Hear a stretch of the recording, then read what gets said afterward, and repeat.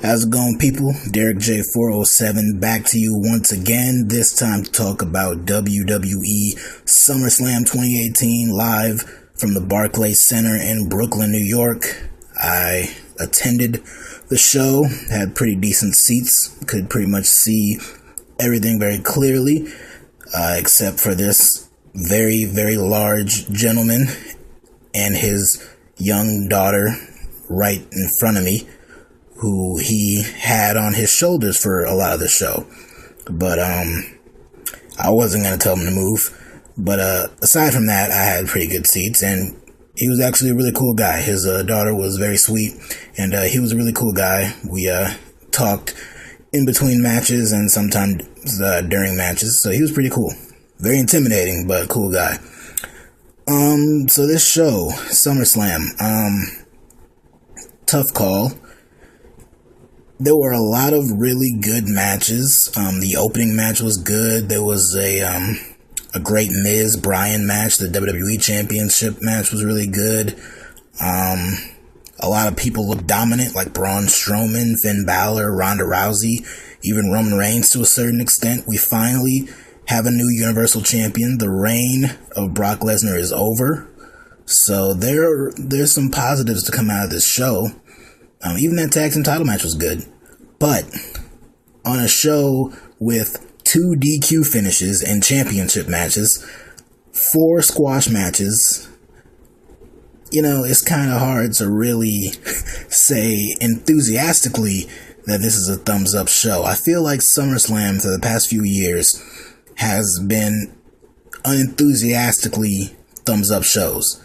Like, they've been good, but there's been a lot of weird booking decisions. Why SummerSlam has the most weird booking decisions, I don't know. Well, not the most, but it seems like every single year it feels like that. But, yeah, I don't know. It's a really tough call. Let's go through the show. This long show, that's the one big negative I can say. This show was too damn long. There's no need for it to be that long. Now, I'll be fair, they didn't go past midnight, which I was afraid they might do, so kudos to them for that. But it was too damn long. I started dozing off after a while there, and I had to keep getting woken back up.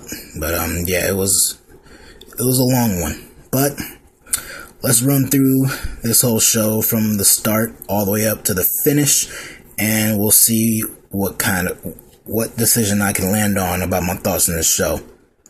So we start with the pre-show. The first match was the mixed tag with Rusev and Lana taking on Andrade, Cien Almas, and Zelina Vega. Much like last year with Miz and the Hardys and whatever match they were in, it wasn't as bad as that, where they basically fought in an empty arena. But this one, the crowd was not fully in their seats yet. I was just getting to my seats during the match, so I didn't really watch much of it, but I did see the finish. Lana slapped Almas off of the ring apron, and then when that distracted her from Zelina, who rolled her up, had her feet on the ropes, and got the win for her and Almas. Get used to that roll up, because I'm about to say it 2 more times, talking about the pre-show.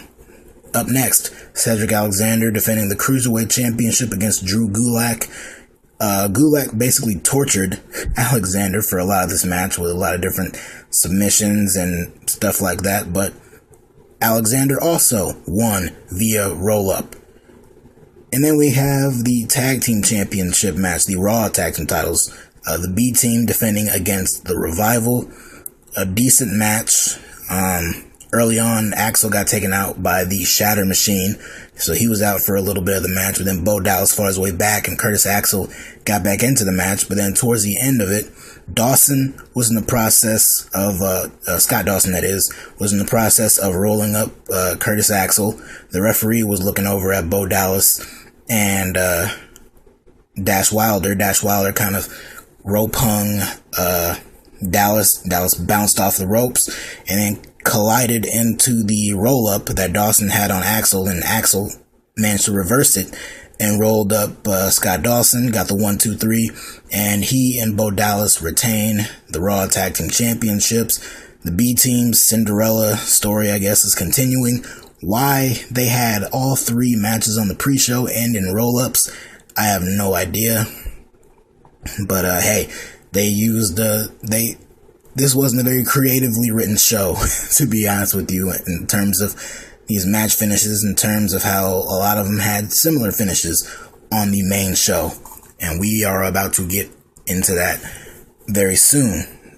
So the opening match was Seth Rollins challenging Dolph Ziggler. Of course, Dolph had Drew McIntyre in his corner, and Seth had the returning Dean Ambrose in his corner, who returned this past week on Raw, looking jacked and just looking like a complete badass right now. No goofy, wacky Dean Ambrose right now. It's just straight crazed, badass Dean Ambrose, so that's good. This was a good match. I didn't think it was all that good starting out, but I could see they were building, and it did build very nicely. They built to a really good match. Dolph was working over Seth's leg for a majority of the first half of the match. Every now and then, Ambrose and McIntyre on the outside, like whenever Rollins would spill out to the outside, McIntyre would kind of peek his head over and kind of slowly walk towards Rollins, and Ambrose would come over from the other side of the ring and kind of get in McIntyre's face. So the two of them were going face to face numerous times in the match. At one point, Ziggler and Rollins, they were on the ring apron. Rollins was going for a catapult. I think he's trying to launch him into the post, but then Dolph kind of kicked him back, and Rollins went back first into the steel post, and Dolph hit his spike DDT move on the ring apron. So that was very brutal. Speaking of brutal, later on in the match, Dolph was up on the top rope, and he had his back turned to Rollins, and Rollins got up, hit a inverted superplex, hit him with basically a reverse superplex off the top rope, and hit him with the Falcon Arrow. That's something that we haven't seen from Seth before, so that was really cool. And so then on the outside, Ambrose gets thrown into the steel post by Drew McIntyre, so they finally collided.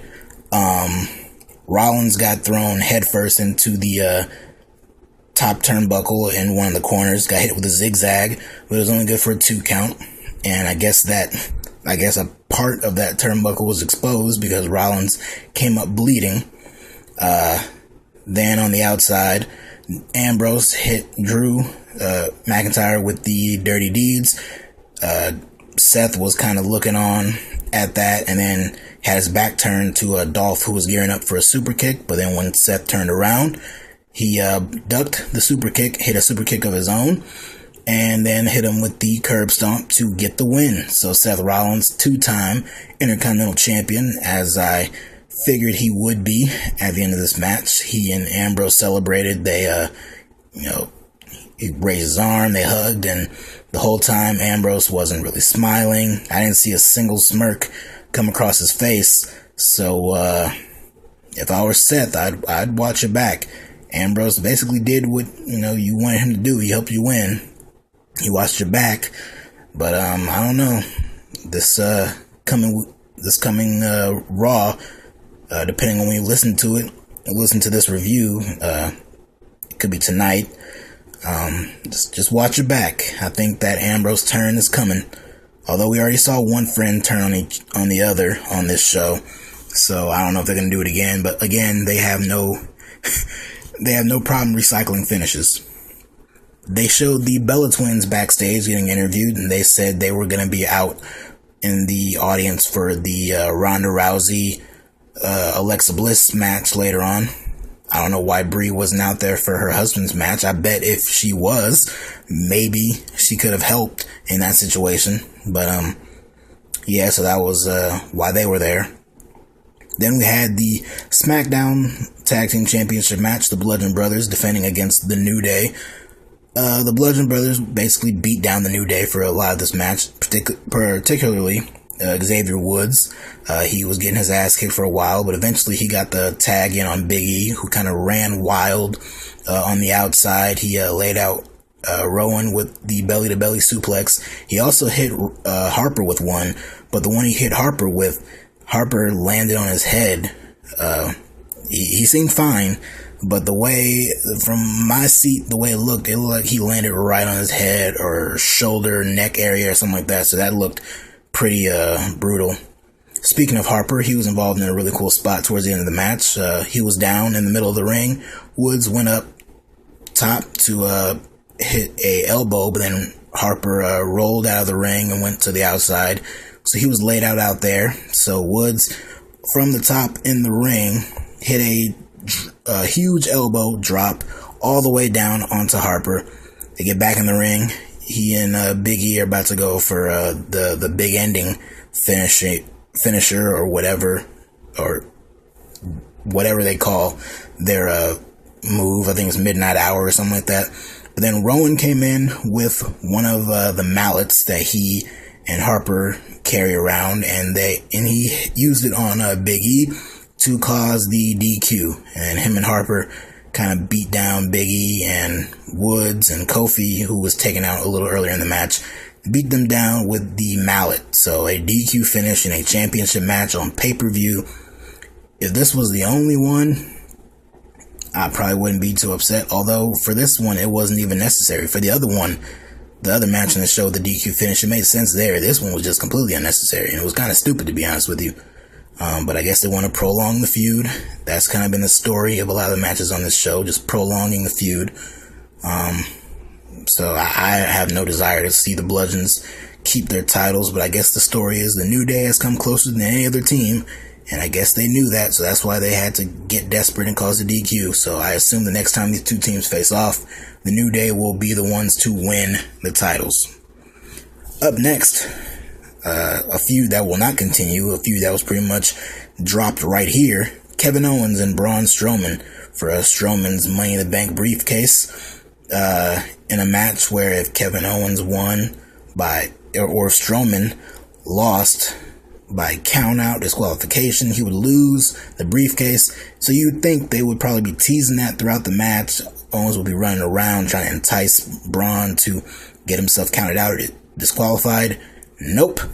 It was Braun Strowman kicking Kevin Owens' ass. This was the first of, I believe, 4 squash matches on this show. Braun hit the shoulder tackles on Kevin Owens on 2 different sides of the ring. They were over by the entranceway. Well, not the end. Well, yeah, like more towards the ring, but like right on the edge of the ramp. Owens had his back turned to Braun. He gave him a super kick, but Braun completely no-sold it and ended up choke slamming Kevin Owens right there on the ramp. A huge thud. You thought the man was dead, and at that point, it's like, this match is over. So he gets him back in the ring, hits him with a power slam, gets the 1, 2, 3, beats Kevin Owens straight up in like a minute, or maybe a little over a minute. Just slightly longer than the match Kevin Owens had to Goldberg last year at Fastlane that he lost in like 30 seconds or something like that. A complete squash. I don't know why Kevin Owens had to get squashed like that. He's been running away from Braun Strowman. He's been getting his ass kicked by Braun Strowman for like 3 months now. Porta potties and having his car destroyed and just getting demolished. Got chokeslammed off of a steel cage. And then here, he can at least tease getting some kind of revenge, and he gets beaten under 2 minutes. So, I don't know what Kevin Owens did. Maybe he said something wrong. Maybe he sneezed near Vince McMahon. Maybe he and Stephanie McMahon had an affair. I don't know what the hell this guy did. But,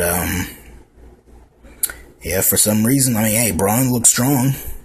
It didn't really mean much by the end of the show, but hey, he looked dominant here. But, yeah, a poor KO. Up next was the triple threat match for the SmackDown Women's Championship. Carmella defending against Becky Lynch and Charlotte. Good match here. Probably the best I've seen Carmella look in ring wise. I mean, she always looks good. Well, to me, maybe not to all of you, or some of you at least. I know not everyone is a fan of Carmella's looks, but I'm not going to go there. Dave Meltzer got in trouble for talking about how a woman on the roster looked and making fun of her looks. I'm not going to get in trouble with that. But yeah, Carmella, she hit a lot of impressive moves in this match, so she very much so impressed me. And I'm not a Carmella hater, and I'll even tell you she's not the best wrestler, but in this match, she did a pretty good job. There was a lot of teases of dissension between Becky and Charlotte throughout the match, so that kind of played into things towards the end. So there was a few times where, someone would break up the cover and all that kind of stuff, just a basic triple threat. So the finish came when Becky had Carmella in the disarm her. Carmella got to the ropes, but then Becky started to pull on her arm some more, and then got her towards the middle of the ring where she locked it back on. Looked like Carmella was about to tap at any moment, and then Charlotte snuck in, hit her with the natural selection, and got the 1, 2, 3 on Becky to win the SmackDown Women's Championship, her second Women's Championship on the SmackDown brand, and I think overall her 6th Women's Championship, maybe 7th if you count the Divas title, but for the Women's title itself, I think it's her 6th Women's title win. So the one person who I did not think would win at all was the one person who won, and I wasn't the biggest fan of it. But even more so than my opinion was the opinion of Brooklyn, who did not like Charlotte winning. They popped for the 3 because, hey, a new champion. But when it set in that it was Charlotte, they quickly turned on her. They were just drowning this woman with booze. And then it all became very clear the direction that they want to take this story in, because after the match, Charlotte, her music stops. She's still getting booed. Becky, she comes face to face with her. They hug. Becky raises Charlotte's arm, all that kind of stuff, and they're hugging. The fans are booing this because it's like, we don't want to see Becky endorse Charlotte. We want to see Becky win. And apparently Becky did too, because all the frustration of Charlotte being unnecessarily added to this match, and the fact that she not only won the championship but pinned Becky to do so, stealing her moment in a big way like that, it finally all snapped and Becky went off. She slapped the shit out of Charlotte, and the minute she did that, the fans went crazy. There was a huge yes chant. The fans were going crazy for this the entire time. She was beating the holy hell out of Charlotte, raining down a bunch of blows on her, throwing her around on the security walls, and I think she threw over the English announce table. So Becky seemingly turned heel. I'm not so quick to call it a heel turn just yet, because I do remember, even though WWE doesn't, I remember Bayley beating the hell out of Sasha Banks like a month ago in a very brutal way that looked like it was going down the route of a heel turn, but then the very next week they were having stupid therapy sessions. So I'm not quick to call this a heel turn just yet. Becky Lynch is just frustrated. She wanted her big moment. She was getting a bunch of wins, and she had this big moment, had a big match scheduled with her and Carmella at SummerSlam for the championship, and Charlotte gets added to it. And then not only does Charlotte win, but she pins Becky to do it. So all that frustration boiled over, and now Becky Lynch beat the hell out of her best friend. If they are going the route of Becky being a heel and Charlotte being the babyface, I guess I look forward to seeing Becky Lynch as a heel. We saw it in NXT, but she was more of a lackey for Sasha Banks, and so we didn't really see full-on lone heel Becky Lynch at that point. She seemed like someone who you just couldn't take seriously as a heel. You can't see being in the heel role, but I felt that way about Sami Zayn at one point, and he turned out to be a really good heel. So if that's the direction they're going in, I'll look forward to seeing it. Clearly this sets up a match at Evolution, possibly Hell in a Cell next month, but definitely the women's pay-per-view. But we'll see. Up next, the WWE Championship match, AJ Styles and Samoa Joe. Of course, Samoa Joe has been taunting AJ and his family and talking about how he's a failure of a father and husband and all that kind of stuff for the past few weeks. And just like I figured, AJ's family was in the crowd. Well, at least his wife and his daughter, who Joe got on the microphone and pointed out and saying how daddy's coming home. And AJ, who's been taunted by Samoa Joe for weeks now about this stuff, and who right here, right in front of him on this show in the very same ring, looks over to the crowd and tells Wendy that daddy's coming home and all that kind of stuff.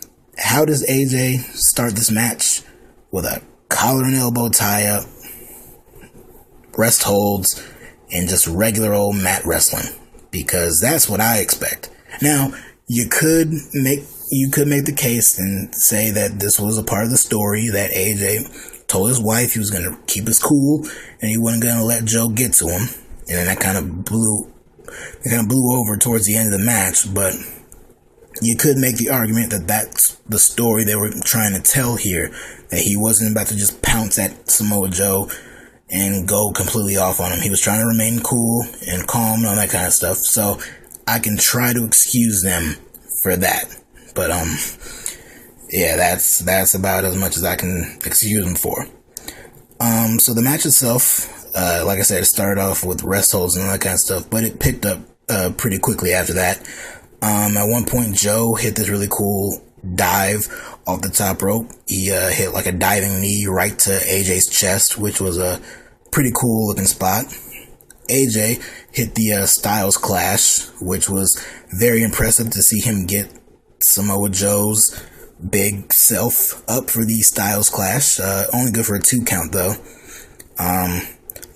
AJ managed to lock Joe in the calf crusher, but Joe reversed it the same way Brock Lesnar did in his match with AJ at Survivor Series last year. He just bashed his head into the mat and then turned it into a coquina clutch, which I thought was a cool reversal there, but eventually AJ got out of that.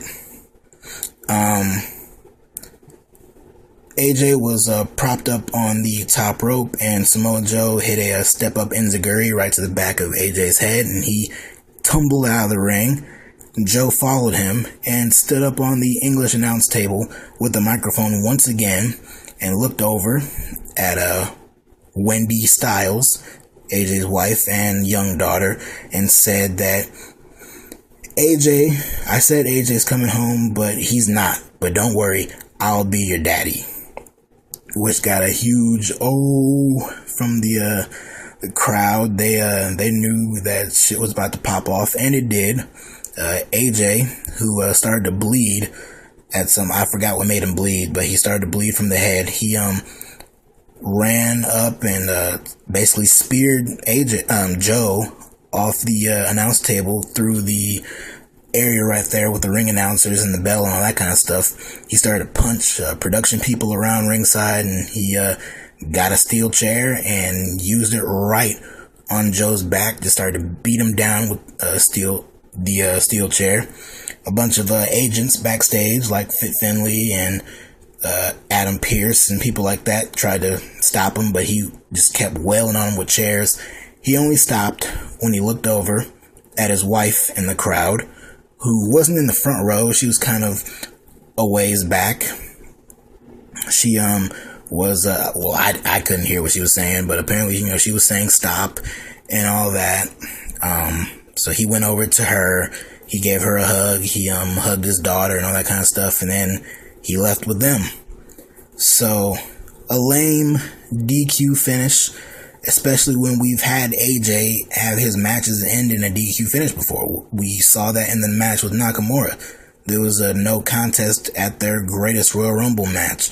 And then they had a no contest again a few weeks later at Backlash. So we've seen kind of crap finishes in matches for AJ so far during this title run. And much like those matches, the match itself here was really good. I think this match with Joe was probably better than all of those matches he had with Nakamura. And the finish was good. Well, not good. It was kind of lame, but it made sense to further the story. But the fact that it came just a few minutes, maybe an hour or so after the DQ finish in the tag team match, which was completely unnecessary. The fact that it came right after that took it down a lot for me. But I understand it's furthering a story. I get it. But Yeah, doing DQ finishes twice on the same show, that's pretty damn lazy, don't you think? But hey, this perfectly sets up a Hell in a Cell match. That's the next pay-per-view, so this perfectly sets up a Hell in a Cell match between Samoa Joe and AJ Styles, and I'm all for that. Up next was the Elias concert. He came out, got a huge reaction, did his usual shtick on the microphone, and then when he went to play his guitar, the guitar broke. I don't know if this was intentional. I don't know if this was a botch. All I do know is that it wasted everybody's time. So, I'm not going to waste much more time talking about it than that. The next match after that was the match that I was looking forward to the most on this show, and it did not disappoint me.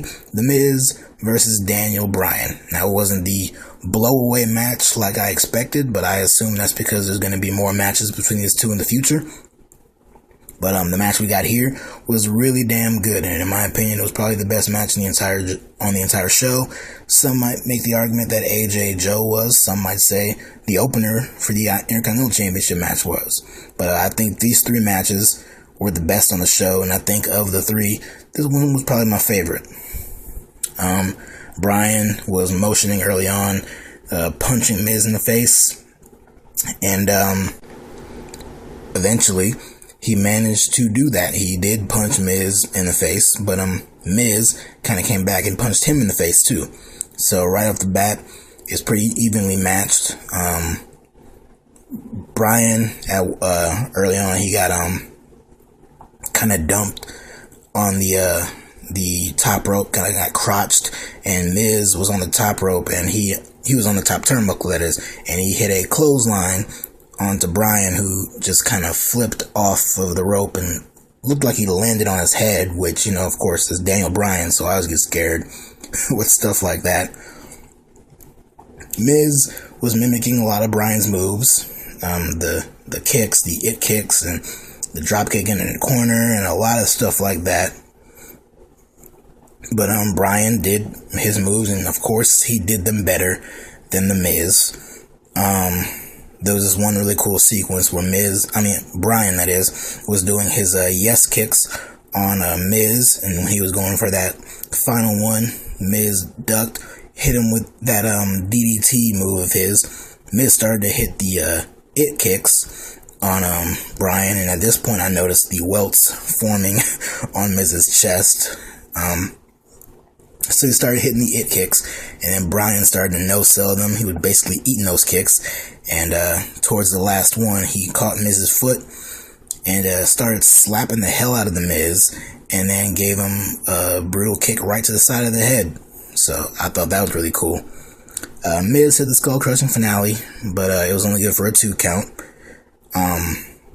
They were both on the apron, and Bryan was going for a kick on the Miz, but Miz moved, and Bryan accidentally kicked the ring post, which looked like it sucked.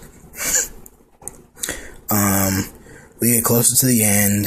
Miz has Bryan in the figure 4. Bryan gets out of that. Bryan locks in the yes lock, and Miz gets out of that.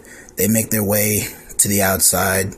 Bryan does his running knee off the apron onto Miz, and Miz knocks over to the security wall over by the front row where his wife Maurice is at, and a baby stroller. Can never confirm whether a baby was in it. I was not paying close enough attention, so I don't know if there was a baby inside or not, but there was a stroller beside Maurice. And so what happened here, I was paying attention because I knew she was about to hand him something, and she did. He put his hand over there, and she handed him some brass knucks. Bryan started to beat down Miz a little bit more, and then while Miz was on the outside, Bryan was back in the ring. He was going for a dive, and then Miz caught him with a right hand, or left hand, I forgot what hand it was, but he punched him with the brass knucks, and then I guess he gave him back to Maurice, got back in the ring, and pinned Bryan 1, 2, 3. So The Miz beats Daniel Bryan. I pretty much figured Miz would win here, because now he can brag about how much better he is than Daniel Bryan, get real good heel heat off of that, knowing that he blatantly cheated to do so. But yeah, really good match, very clever finish. You know, I love when they do that, where it's like, oh, wait, did Maurice do something? They did that a lot on SmackDown with Dolph Ziggler, so I like that part of it. So I'm good here, and I hope Bryan re-signs with the company so we can see another match between these two. In fact, how about we build to a Hell in a Cell match? Now, I don't like doing a bunch of Hell in a Cell matches, and I feel like we're probably about to get like 3 or 4 Hell in a Cell matches at that pay-per-view, but this one makes sense. Do Bryan and Miz and add a stipulation, because you have to have Miz have an incentive to want to wrestle Bryan again. So add a stipulation to where if Bryan loses, he does not re-sign his contract with WWE and he leaves for good. No more Bryan whatsoever. Now, this is basically a carbon copy of the feud between Miz and Dolph Ziggler on SmackDown a few years ago, where Dolph put his career on the line and ended up winning. I could see the same thing happening here, but I think it makes a lot of sense. It worked then, it could definitely work now. And plus, since we don't know for sure whether Bryan's re-signing or not, I mean, I think we can all figure, since it's going to be his career mode in that new 2K video game. But you don't know for sure. Even still, it adds drama, and it's probably going to be a good stipulation. So, Hell in a Cell, Bryan Miz. If Bryan loses, he leaves WWE for good. Obviously, this sets up a rematch, and I think Miz, as of right now, has no reason to want to have a rematch with Bryan, unless Paige probably forces him into it. But if Bryan puts up his career or something like that, I think that would make sense. So any excuse to get these two back in the ring again is good with me.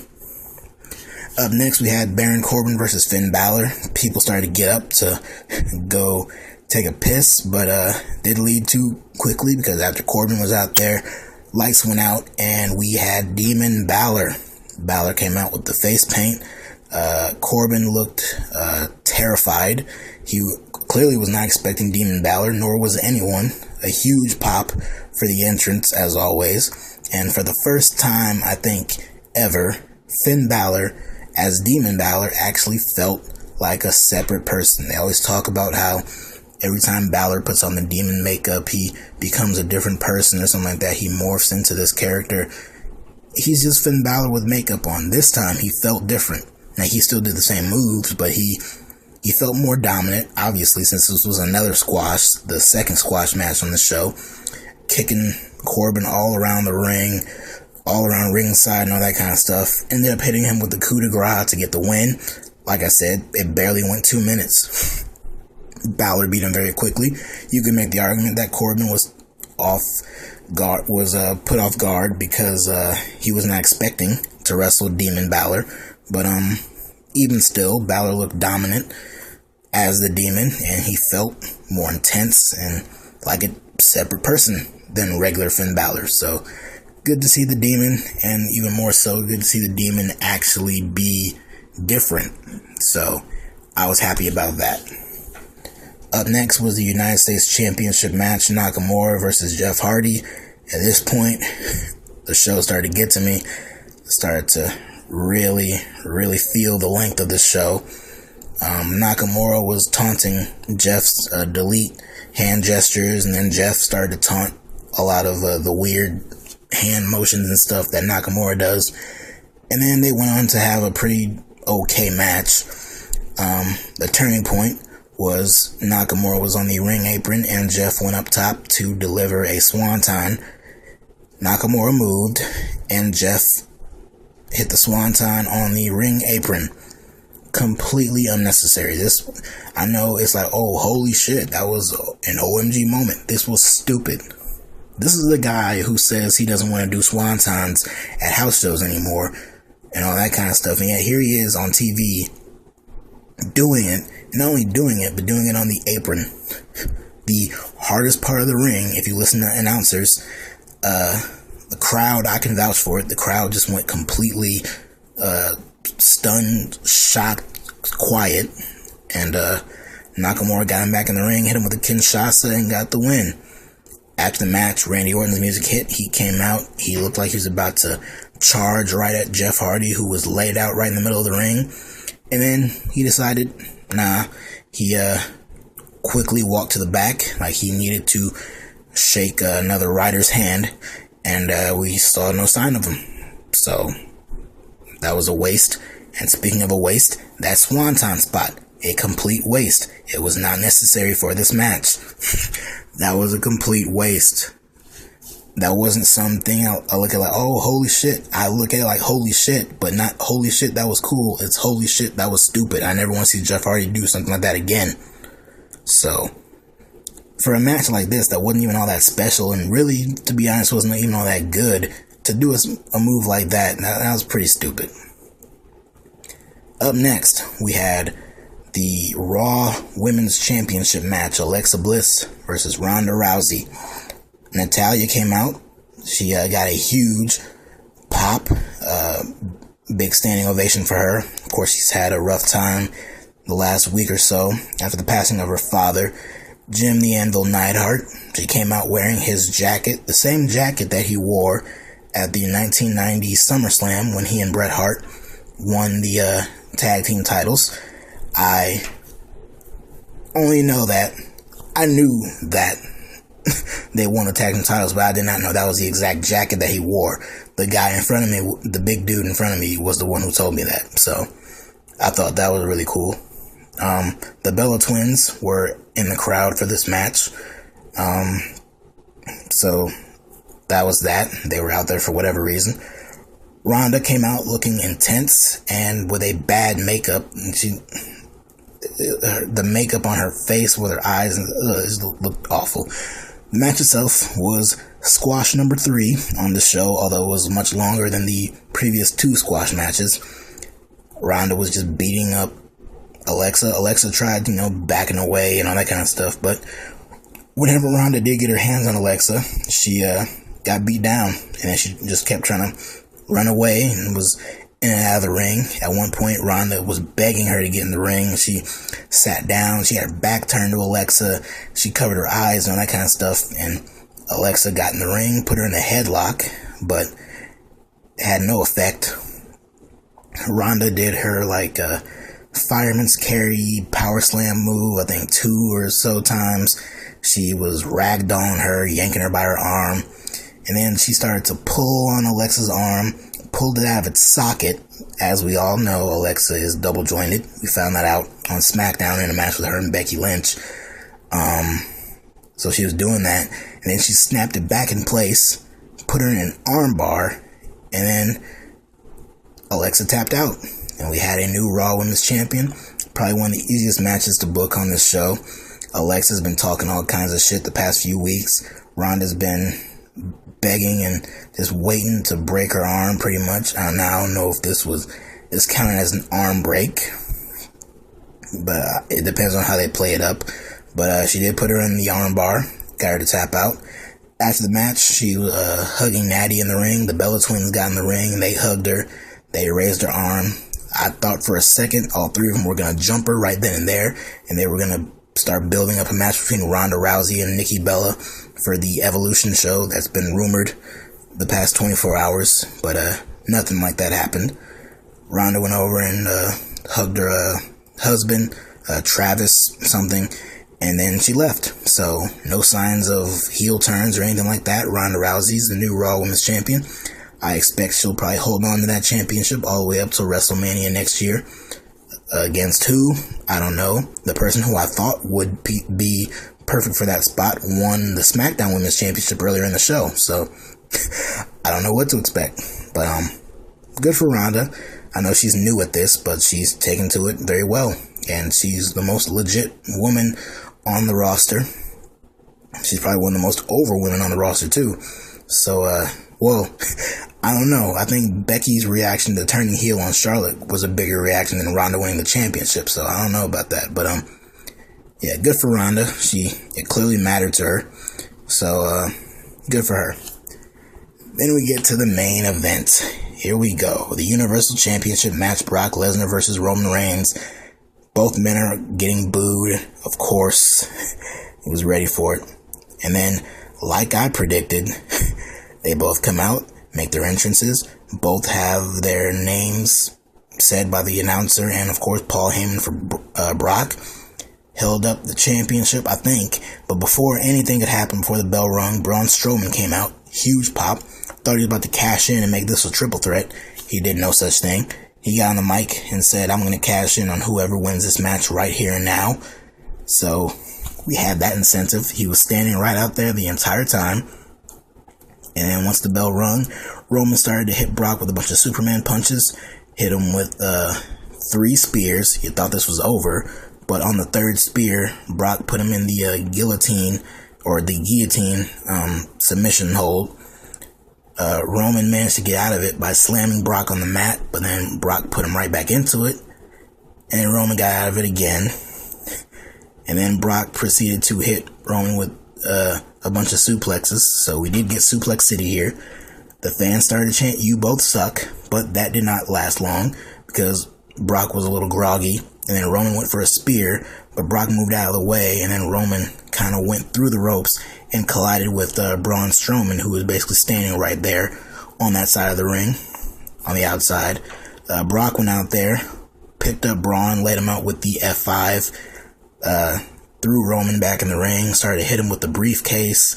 Then he threw the briefcase all the way up the ramp and started beating him with a chair. So I guess that took out Braun for the rest of the match, because then once Brock got right back in the ring, he got hit with one final spear from Roman and got beat 1, 2, 3, and Roman Reigns wins the Universal Championship.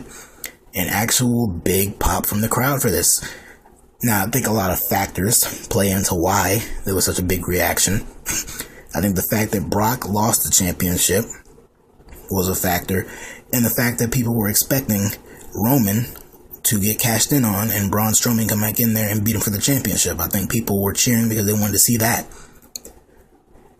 But it didn't happen. Braun kind of just laid there in the aisleway, and then Roman left with the championship straddled to his back and walked up the ramp and left. So no cash in. It was just a tease. It was a tease for the sake of getting the fans to be interested in this match. That's why it was done. So they would be interested in this match, so they knew they had that incentive. Like, okay, whether this I don't know how this match is going to go, but Braun's here, so if it doesn't end the way we want it to, we can have Braun right there to cash in. Or maybe not, because Brock beat him up. But so, I don't know, I think Braun looked kind of stupid there. Like, Braun, how much stuff has happened to this guy, and he's gotten right back up from it. A few chair shots and stuff like that from Brock, and then the match ends, and he's too weak to get back up and cash in his briefcase. I thought that was pretty stupid. Like, this guy we've built as a monster among men, he got beat down a little bit by Brock, and then was he just completely incapable of cashing in? So maybe, like, the first thing that needs to happen on Raw tomorrow night, or tonight, depending on when you listen to this, is Roman needs to come out, you know, celebrate his win, but then Braun needs to come out and cash in his briefcase right then and there. That's the only way it makes sense. But, hey, the fans still cheered for Roman. That's all Vince hears backstage, so it worked. Roman came into SummerSlam, beat Brock, took the championship away from him, and got cheered for doing so. So, there you go. So, that was SummerSlam. A long-ass show. Overall, I didn't hate it, but I can't say I loved it either. Like I said, 4 squash matches, including the main event, 2 championship matches, and in DQ finishes. A lot of stuff, like a lot of the outcomes weren't the best in that regard, but I think overall I give it a thumbs up, but it's kind of, my thumb's barely up in the air for it. But yeah, that's just how it is sometimes. So I guess the next pay-per-view is Hell in a Cell. Before that is the All In show, the Cody Rhodes Young Bucks show on September 1st. That's going to be airing on, I think, Fight TV and stuff like that, so I'll probably be talking about that. But yeah, that's it for Brooklyn. I'm not going to Raw, and I'm not going to SmackDown. I am going home. So that's it for the Brooklyn stuff. That's it for me. So talk to you guys later.